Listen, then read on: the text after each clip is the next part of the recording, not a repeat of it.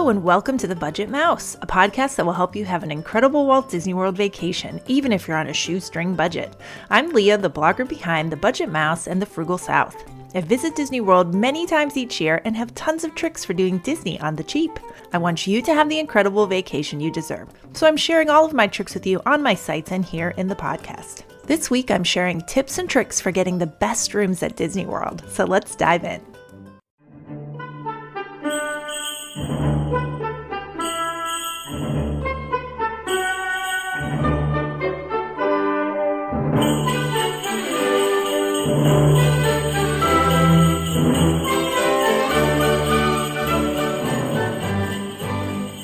Hello again, everyone, and welcome to episode 50. I am sorry for the delay in getting this show out. I have been very busy with projects and travel, but it's episode 50. Woohoo, I made it. So what I've been working on that I want to share with you quickly is my first online course. It's been about a year in the making. I'm slow going. It's called Disney World Made Easy, and it consists of videos and printables. It's geared towards first-timers to help them wrap their minds around visiting Disney World and learn how to plan a trip without the overwhelm.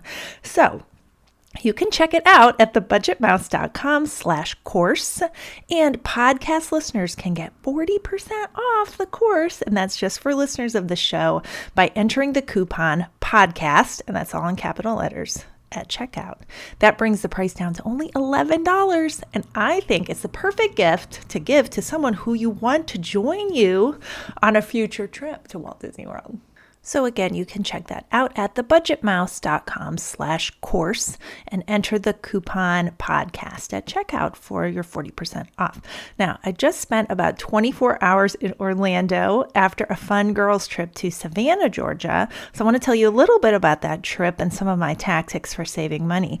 I got a one-way car rental from North Carolina down to Orlando because this time of year, the fall and early winter, most car rental companies are trying to move part of their fleet down to Florida to have enough cars there for the increased demand in the winter, all the people that come down for winter travel. So they offer very cheap one-way car rentals this time of year. Now, the same goes the reverse in the spring when they want to move the fleet back up to the north. They offer very cheap one-way car rentals out of Florida and back to certain locations in the north. So I got a 5-day car rental with unlimited miles for $66 total. It was crazy. So we used that car to drive to Savannah, Georgia, which I wanted to go to for a long time. We spent 4 nights there, and then we continued on to Orlando and spent 1 night. I posed the question to the Budget Mouse Facebook group, where should I stay? There were no rooms available at Disney World resorts, so I was going to stay off property at a place that I've been wanting to check out for a while. They voted on where to stay, and there was a pretty close result between the Holiday Inn Resort, Lake Buena Vista, and the Embassy Suites. So I love Embassy Suites because, hello, free breakfast, free drinks at each night. So I went for the Embassy Suites, and I was able to book that through Hotwire, and it was a mystery hotel, but I mean, they make it so easy to know what it is. They show pictures of the hotel. They show you it's going to be one of these 2 rooms, and it's really easy to know what it is. So I got the Embassy Suites for $67 a night. Now, there is a $13 per night parking fee and a $20 per night resort fee. So that did bring it up to $100, but I'm gonna say that is a great price for that location. I mean, it's just a standard hotel. It is nice that it has a living room where you can hang out in a separate bedroom. It had 2 queens, and all that food is really nice. They had an indoor-outdoor pool, which is nice this time of year because we did swim. So it was a good deal. What else we did? We rode the Skyliner from Hollywood Studios over to Art of Animation Pop Century, and I was really curious as to how long that would take.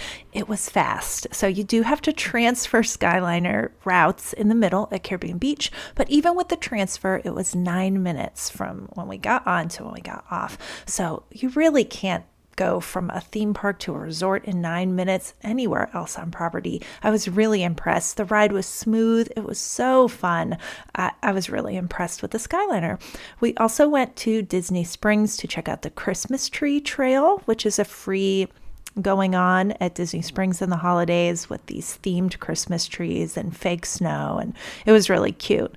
We also ate. Yeah, we ate at a few other restaurants, and I'm finishing my best quick service at Disney Springs Post soon. We went to the Grand Floridian to see the amazing tree and gingerbread house there, got a little gingerbread man, and went to the Enchanted Rose Lounge to check out that new location. And the Grand Floridian is not my scene.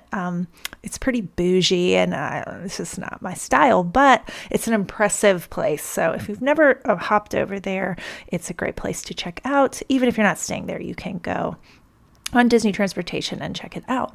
Now on to the main topic for this show, and that's how to get the best possible rooms at Walt Disney World resorts. So these tips and tricks only apply to on-property hotels that are owned and operated by Disney World.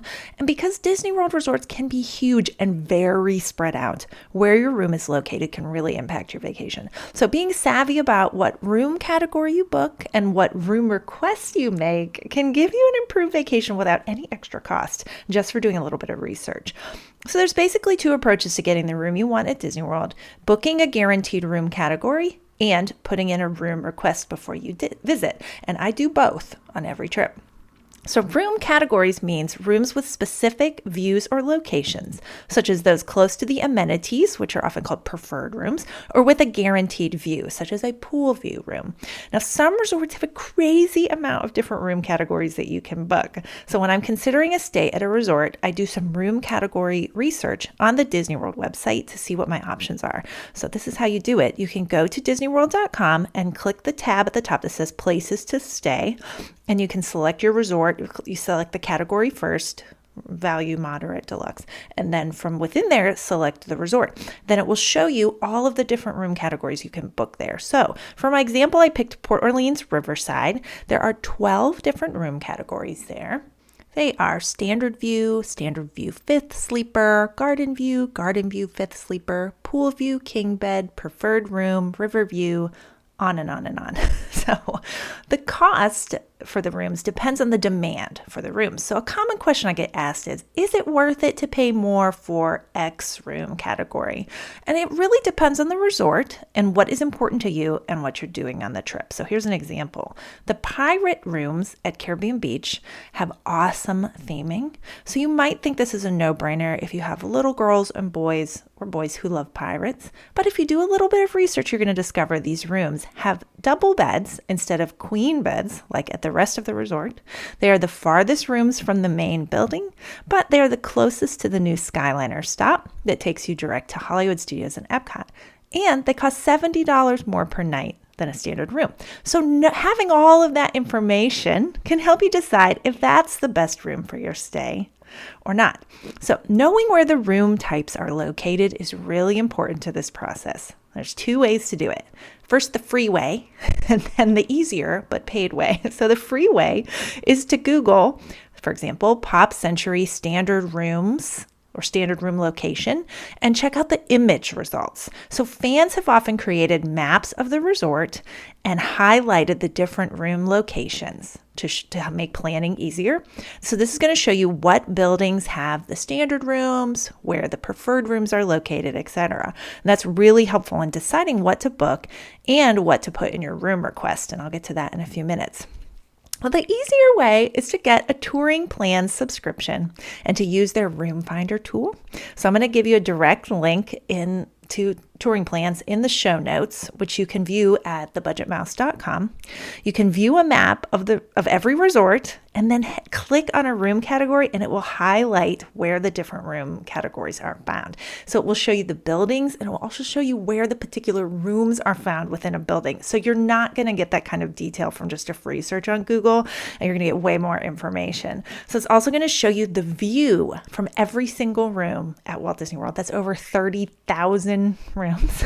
They have gone around and taken a photograph what the view is from each room. So you're going to get a lot of information, but you do have to pay for the Touring Plans subscription for that, which is about $17 a year. So let's move on from specific room location or view. Once you decide on what is the best for you in that, then you can also make a room request prior to your visit. So you can request any number of things. You can request ground floor rooms, rooms with specific views, connecting rooms, rooms that are close to transportation, for example. So it's very important to note that room requests are just that, requests.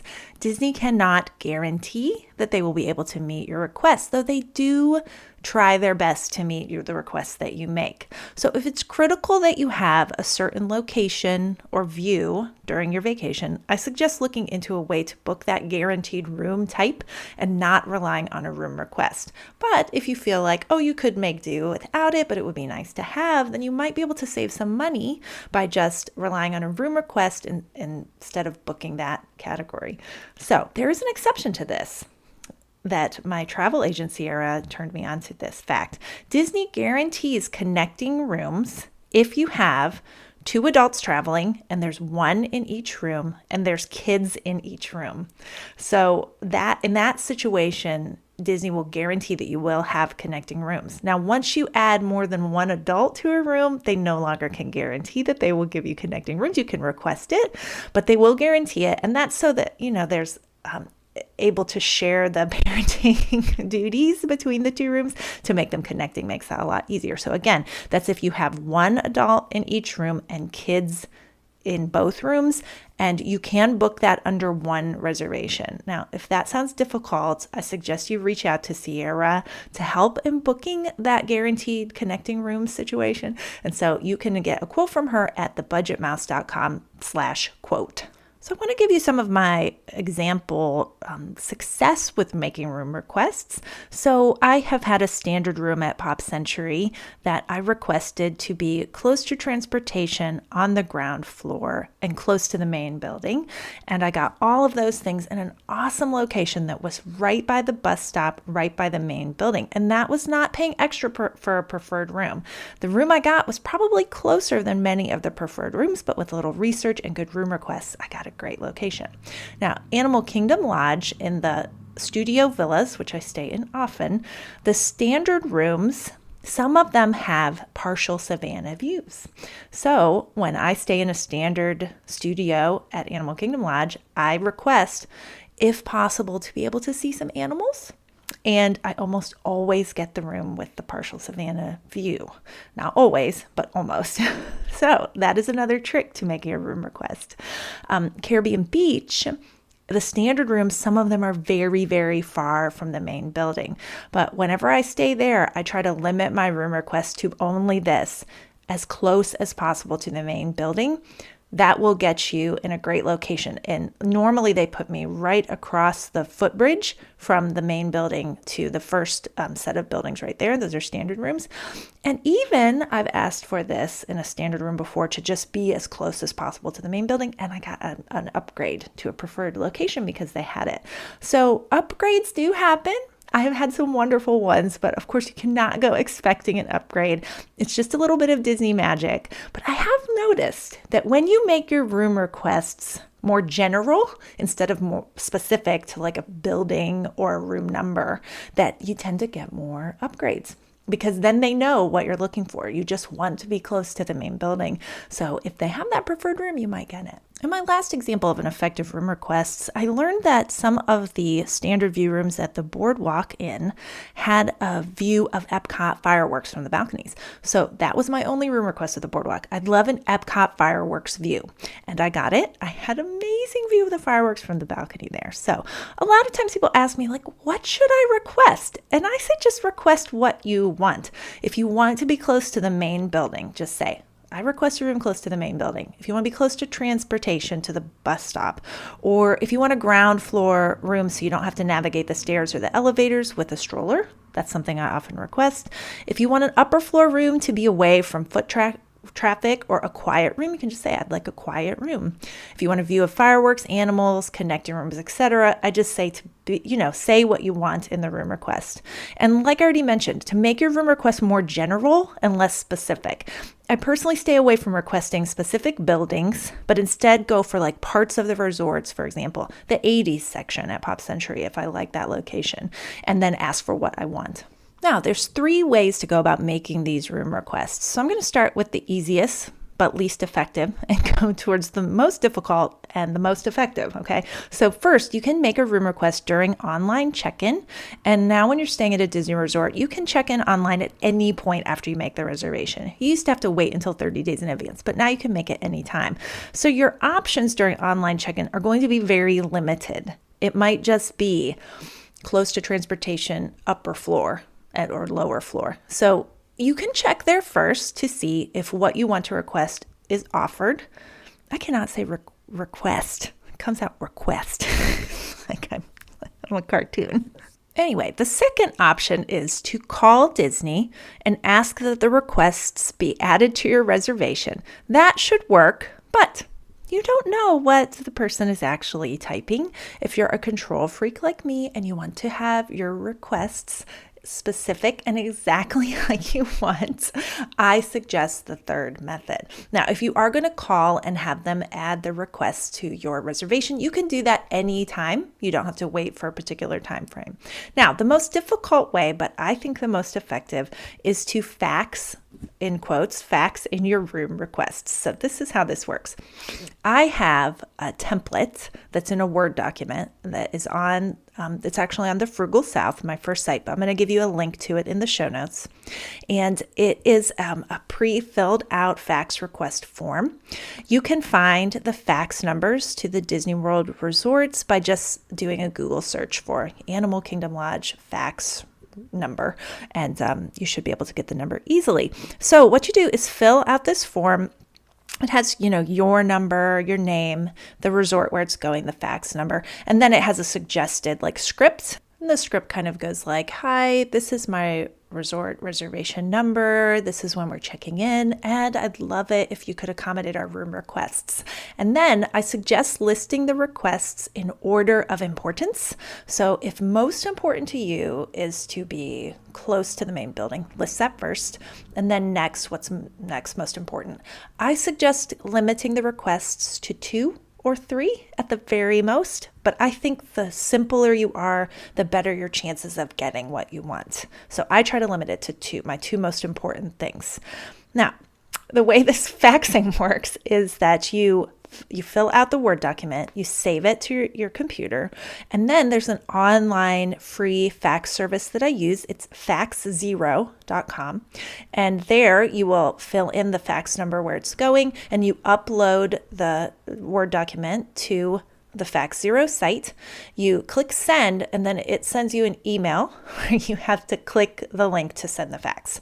Now, I have had tremendous success with both getting the fax to go through and getting my room requests met when I send the fax. So, important things to know. Some DVC resorts are no longer accepting room request faxes.